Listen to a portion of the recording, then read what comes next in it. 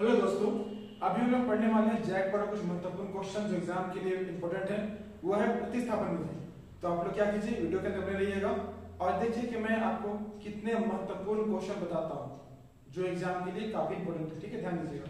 हमारा पहला क्वेश्चन लिखा हुआ है, हमारे पास क्वेश्चन है 2x + 3y = 4, नीचे 3x - y = -5। इसमें हम लोग को x और y का वैल्यू फाइंड करना है, निकालना है। क्या होगा इसका वैल्यू, तो देखिए हम निकालते हैं। और नियम क्या बताया हम लोग, मैं बताया प्रतिस्थापन विधि। ठीक है ना, ध्यान दीजिए क्या मैंने बताया, प्रतिस्थापन विधि। तो इसमें क्या करते हैं हम लोग, समीकरण इसको पहले मान लेते हैं 1, इसको मान लेते हैं 2। हम काम कर रहे हैं समीकरण 2 से। ठीक है, इसमें क्या करेंगे हम, इस टर्म से x या y को अकेले करेंगे, किसी एक भाग को। 3x - 4 - y = -5, -y को सूत्र आ जाएगा -5 और -3x। हो गया।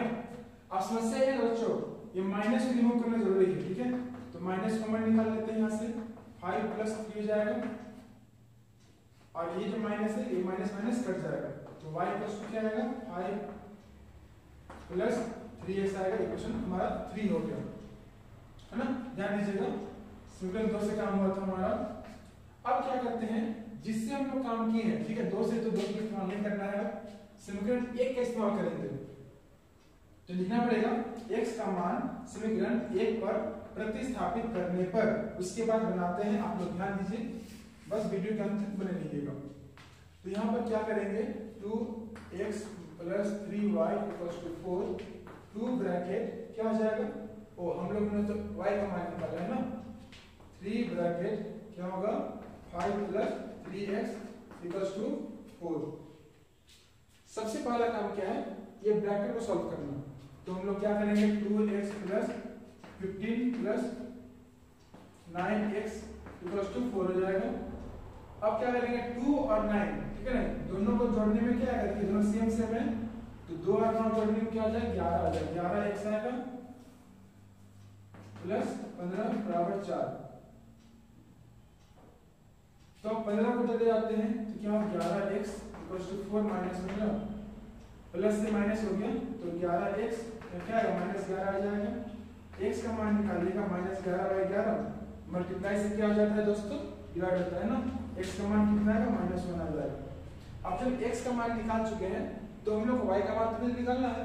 उसके लिए क्या करेंगे हम लोग, समीकरण 1, समीकरण 2, समीकरण 3, तीनों में से किसी एक का उपयोग कीजिएगा, तीनों में आंसर आएगा, है ना। हम लोग क्या करते हैं, समीकरण 3 में काम करेंगे।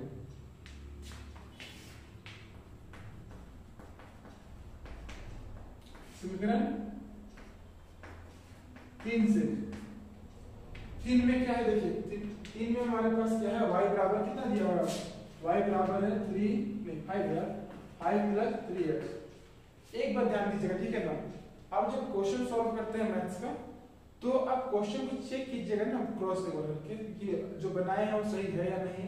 क्वेश्चन जो मैं आपको अंत में एक तरीका बताऊंगा, जहां पर ये बताऊंगा ना कि आप जो बनाए हैं क्वेश्चन वो सही है कि नहीं, है ना। एग्जाम में तरीका है चेक करने का, मैं बताऊंगा उसको।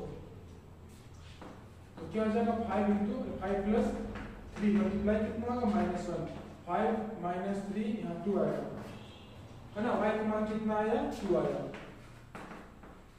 अब मेरे पास एक तरीका है जिससे क्या कर सकते हैं, आप जांच कर सकते हैं कि जो आप सॉल्व किए हैं वो सही है या नहीं है।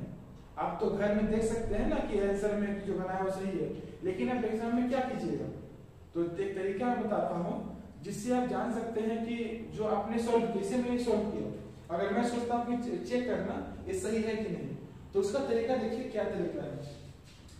जो x और y का मान आया, ठीक है ना, उसको आप एक जगह रखिए। हमारा x का मान कितना है, -1 आया, ठीक है। अब देखिए मैं जांच कैसे करता हूँ उसको। जांच करने के लिए क्या कीजिएगा आप लोग, समीकरण 1 या समीकरण 2 किसी एक का उपयोग कीजिएगा। हम जो है 2 का उपयोग कर रहे हैं। 3x - y = -5, x कितना -1 है, y कितना है हमारा 2 = 5 हो गया। यहाँ -3 आएगा, -2 आएगा, -5, -5 = -5 बराबर है ना। अगर आपका मैथ सही होगा ना, ऐसे बराबर आएगा, नहीं तो गलत होगा तो बराबर नहीं आएगा, ठीक है।